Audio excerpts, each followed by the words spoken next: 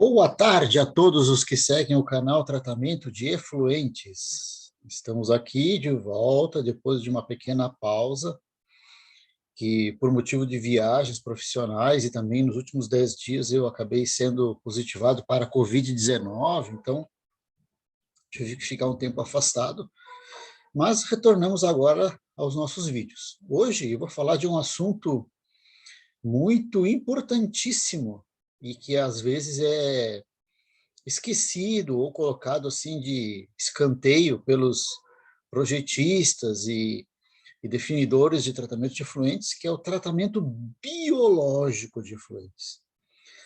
Para dar uma panorâmica, a intenção desse vídeo é fazer um resumão, uma explicação assim, generalizada sobre o tratamento biológico. Eu vou compartilhar a tela com vocês e vamos tratar sobre este assunto aqui, então. Muito bem, vamos falar um pouquinho sobre uma pequena introdução, o objetivo do tratamento biológico, o histórico, os tipos de micro-organismos que estão presentes no tratamento biológico, os parâmetros que ele atua e os indicadores, e depois um resumão sobre os processos aeróbios e anaeróbios, as competências de quem vai projetar ou trabalhar com o sistema também biológico. Então, primeiramente, um resumão para todos, né? Que o acúmulo de efluentes não tratados pode gerar doenças. Os efluentes nem sempre são degradados ou absorvidos facilmente por diversos tipos de tratamentos. E as etapas do tratamento de efluentes que envolvem processos biológicos precisam de alguém com especialidade na área, sejam eles processos aeróbios ou anaeróbios. Então, nesse pequeno vídeo, nós vamos falar sobre os diferentes tipos de processos de tratamento de efluentes e também os diferentes micro-organismos que realizam e qual a sua importância e a sua eficiência. Então, o homem, no início da sua jornada, ele era nômade, ou seja, ele se movimentava, ele não tinha uma residência fixa, ele não tinha um posto onde ele se firmava. Ele era nômade, vivia da caça, da pesca e da coleta. No momento que o homem se tornou sedentário, ou seja, que ele se fixou em um determinado lugar, ele começou então aí a gerar os seus resíduos. Entre os seus resíduos nós temos o lixo, que seria o resíduo sólido, e os seus dejetos, né, que seriam os seus efluentes sanitários, né. E com isso começaram a aparecer doenças infecciosas que forçaram o homem, ao longo de toda a sua história, da sua trajetória, depois que ele compreendeu a relação entre esses resíduos e as doenças, a fazer o tratamento desses resíduos. Para vocês terem uma ideia, no Brasil ainda hoje, 62% da população não tem saneamento básico, ou seja, não tem nem a coleta do esgoto, imagine o tratamento, né? Quais são os micro-organismos mais comuns que irão fazer o tratamento biológico? Nós podemos dividir entre anaeróbios e aeróbios. Anaeróbios são aqueles micro-organismos que não dependem, que não necessitam do oxigênio como fonte de energia. E os aeróbios, aqueles que precisam, que dependem do oxigênio como fonte de energia.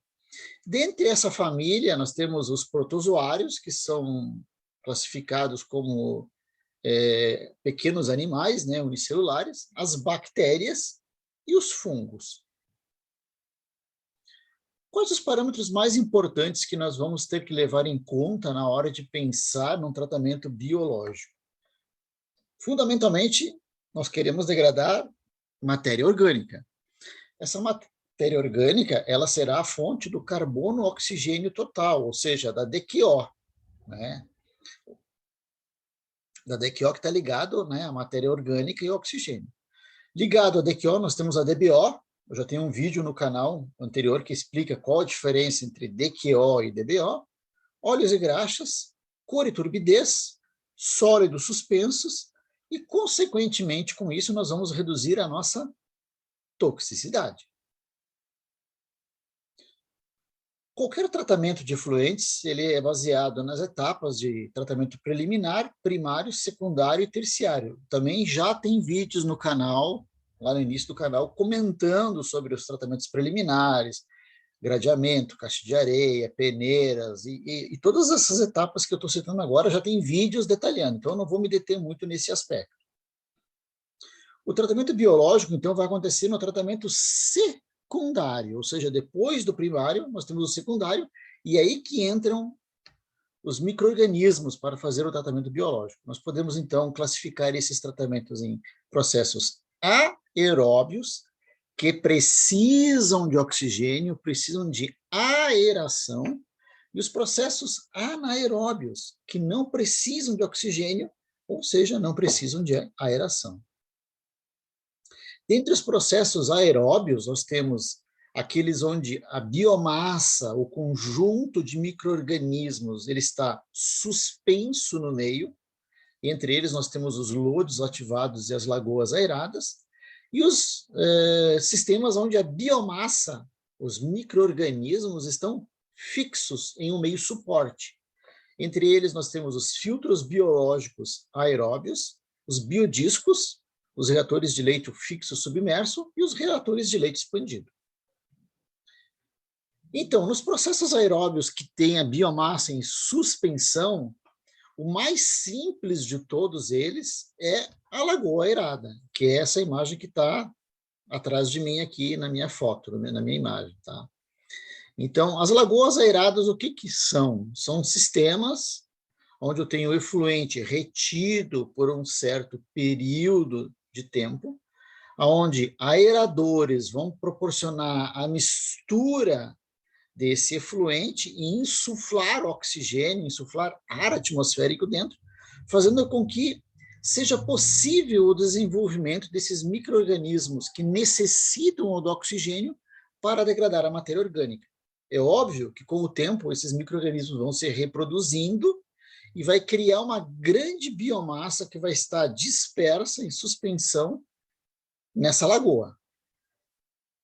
Geralmente, essa lagoa de aerada, ela pode ser uma lagoa aerada de mistura completa e uma lagoa seguinte, que seria chamada lagoa de sedimentação, onde essa matéria orgânica que vai sair junto com o efluente em excesso vai decantar nessa segunda lagoa.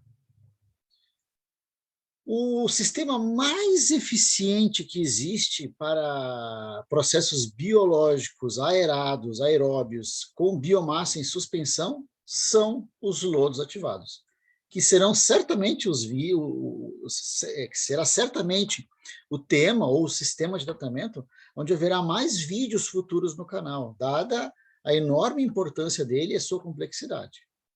Então, basicamente, o efluente entra num tanque de aeração, onde, por meio de aeradores, haverá a mistura desse efluente e a insuflação de oxigênio.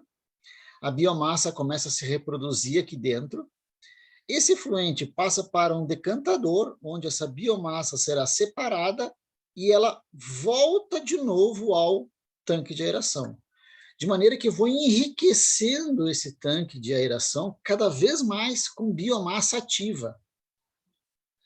E depois de um certo período de tempo, essas bactérias, uma parte delas acaba morrendo e ela é descartada nesse descarte de lodo. Tá? Então, o efluente, depois de decantado, clarificado, é enviado para destino final. Os processos aeróbios em biomassa fixa, onde a biomassa está fixa no meio sólido, né, no meio suporte, entre eles nós temos os filtros biológicos aeróbios. Como funcionam?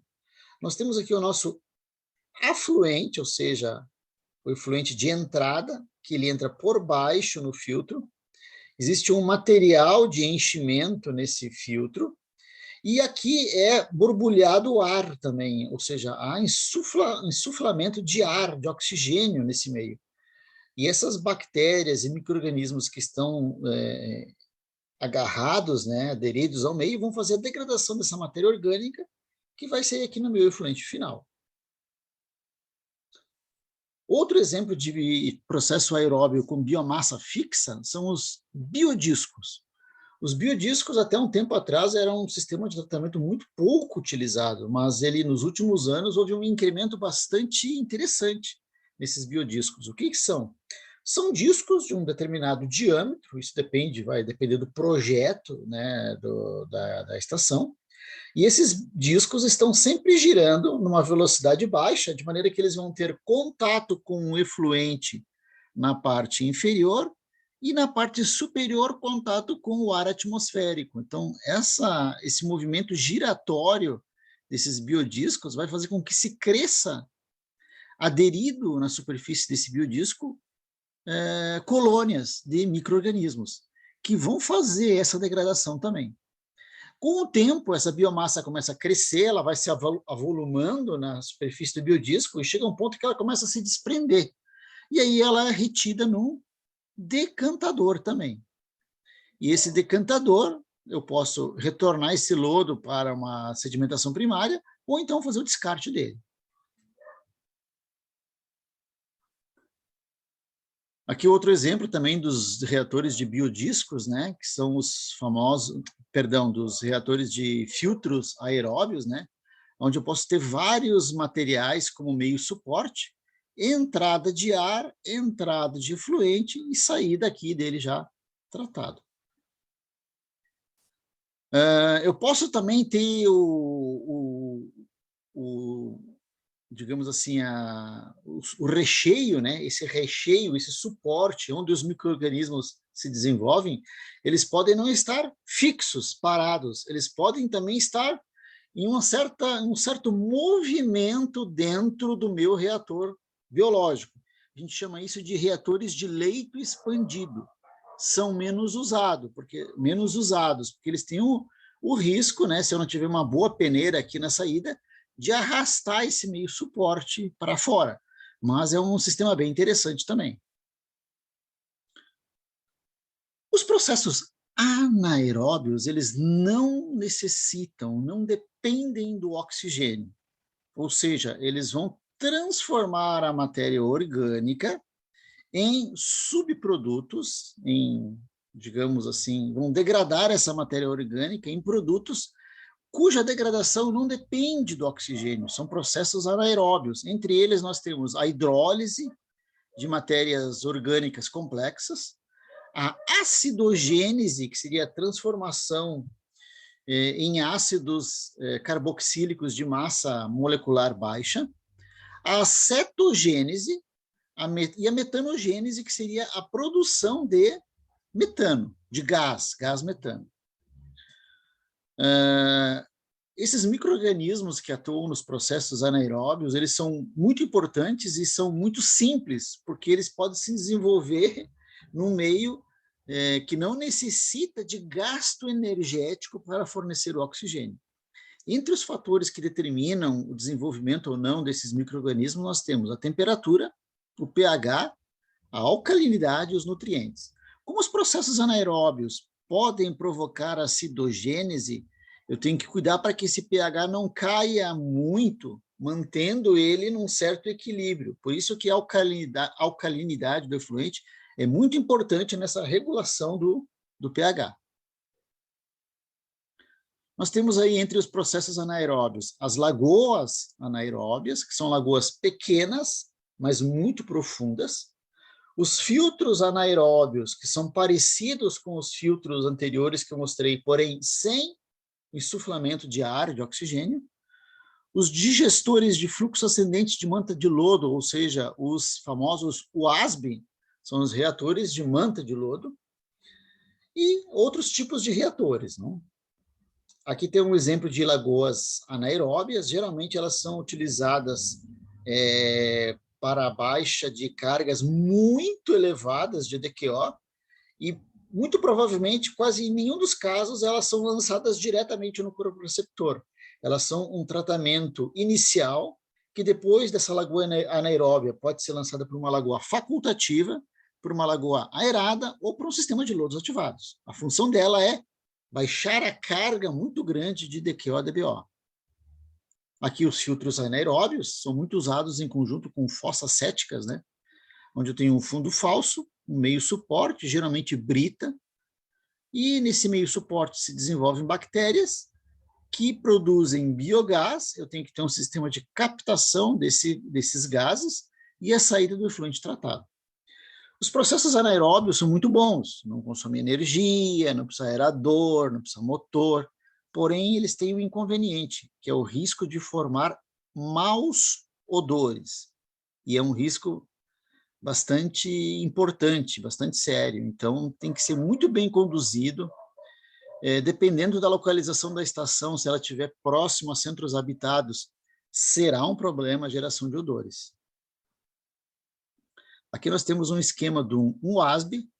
Todos esses sistemas, pessoal, isso aqui é um resumão. Eu vou depois entrar em detalhes, explicar mais aprofundadamente cada um desses sistemas, tá? Esse aqui é um resumão. Então, aqui nós temos o efluente que ele entra na parte inferior do reator, onde existe uma manta de lodo. A velocidade e a vazão com que esse efluente entra por baixo faz com que esse lodo fique em suspensão, ou seja, ele não está sedimentado, ele está em um certo movimento dentro desse reator. E ocorre a liberação de gases que serão captados por coifas coletoras para que esse biogás depois seja encaminhado para ou um reaproveitamento ou então a queima simplesmente dela. E o efluente depois, então, é encaminhado para o descarte. Aqui o mesmo sistema, né? Então, só que daí o nosso, no caso aqui, o nosso lodo já está numa forma mais granular, mas é um sistema parecido com o ASP, onde tem a entrada do efluente, a captação do gás e o efluente tratado sai para descarte. Bom, o que o profissional que vai trabalhar nesse sistema de tratamento biológico necessita? Ele precisa ter conhecimentos básicos sobre a bioquímica do meio, ou seja, quais são os fenômenos bioquímicos que estão acontecendo ali, se são fenômenos aeróbios ou fenômenos anaeróbios, quais reações bioquímicas estão envolvidas no processo. Então, ele tem que ter uma sólida formação em tratamento de resíduos, conhecimento de química orgânica e analítica, de microbiologia, de bioquímica, de águas industriais, de fisicoquímica, fenômenos de transporte, transferência de massa, construção, operação e manutenção de reatores e, com certeza, da legislação ambiental também. Então, pessoal, o sistema de tratamento biológico ele é importantíssimo, principalmente para efluentes que têm alta carga orgânica possível de ser degradada, conduzindo à importante redução dos impactos ambientais. A função do tratamento biológico é utilizar o efluente como uma fonte de alimento, de nutrientes aos micro-organismos. Com isso, eu fico isento do uso de produtos químicos no tratamento. Depois nós vamos ter cases que nós vamos trazer aqui de economias de até 99% do uso de produtos químicos pela simples troca do sistema físico-químico para biológico. E o processo aeróbio, ele não exige um tratamento complementar ao efluente e ao lodo. Então, por isso, ele é um processo de tratamento que gera um efluente mais estável. Já os processos anaeróbios podem ser uma fonte de energia na produção do biogás, mas e na maioria dos casos geram um efluente não tão estabilizado na questão de carga orgânica, às vezes necessitando de um complemento para o seu tratamento. Certo, gente? Então, este foi um resumão sobre os tratamentos biológicos. Espero em breve estar retornando aqui com vocês com novos vídeos, detalhando agora, caso a caso, cada um dos tratamentos, desde as lagoas de estabilização, dos filtros biológicos, dos lodos ativados, até os reatores anaeróbios também, ok? Quem não é inscrito no canal, se inscreve, deixa o seu like, seu joinha se gostou desse vídeo, compartilhe com os companheiros e conhecidos e nos vemos em breve. Um grande abraço a todos.